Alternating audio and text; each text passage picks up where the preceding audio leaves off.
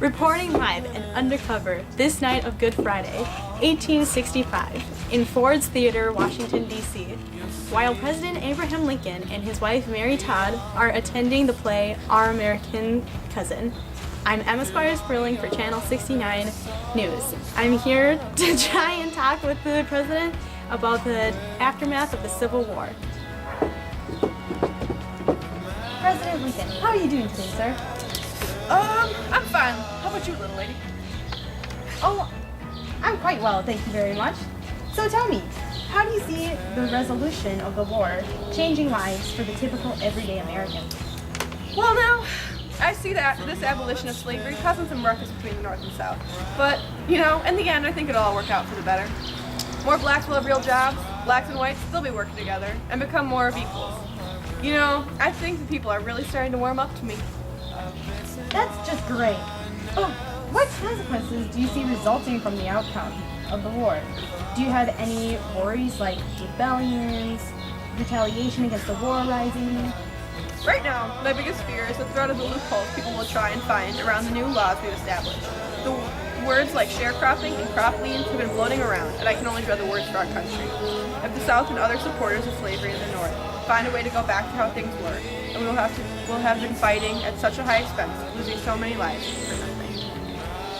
But don't you find it a little comical that this war has turned into such a huge dispute of whether we should allow slavery, when only a few short years ago, you said you were indifferent to it, and ultimately this war started out untied to the idea of slavery? Yes, I do find it a bit comical, in a sort of sense, but in the end, I think this war, though it started out because the South had separated themselves from us, became something more important that has helped us begin to shape what America can become. How insightful of you. Also, how would you combat these threats that you spoke of before? In order to keep the peace and ensure that the South stays in line, I would create a strict policy for readmitting them into the United States. It wouldn't be as simple as an apology. It has to assure us that they won't try to turn their backs on us again. Losing the South made us look weak to other nations, and losing them again or any further conflicts could lead to greater conflicts with other countries despite our attempts at isolationism.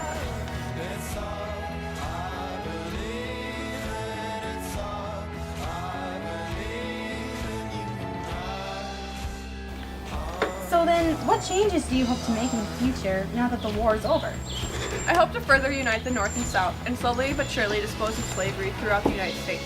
Additionally, I hope to continue in giving more rights to blacks while keeping diplomatic relations with the South to guarantee their cooperation.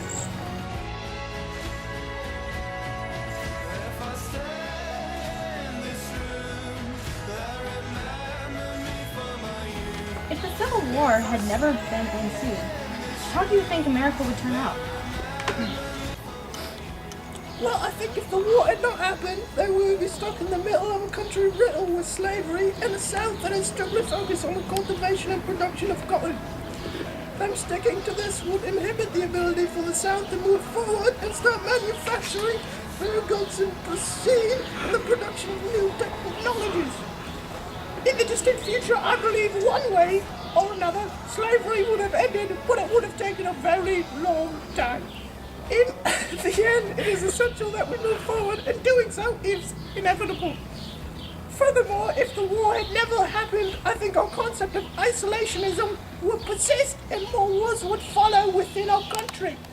War itself is unavoidable, and staying neutral and isolated is like creating one big epidemic of cabin fever throughout the country.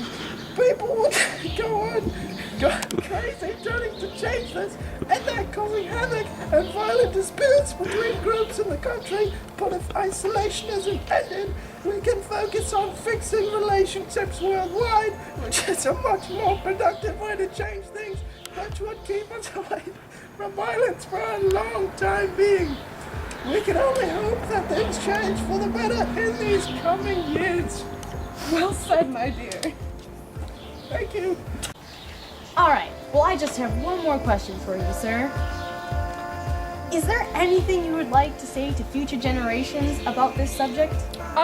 Yes. Be thankful to your ancestors for their sacrifice and determination to shape this wonderful nation, because without them, slavery would still be an ensuing problem, and there would still be a division between the North and the South. Well, thank you very much for your time, sir. I wish you a long, happy and successful presidency. Thank you.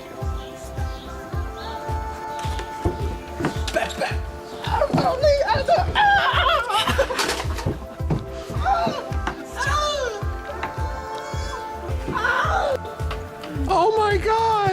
I'm Emma Squire Spurling for Channel 69 News. Tune in next time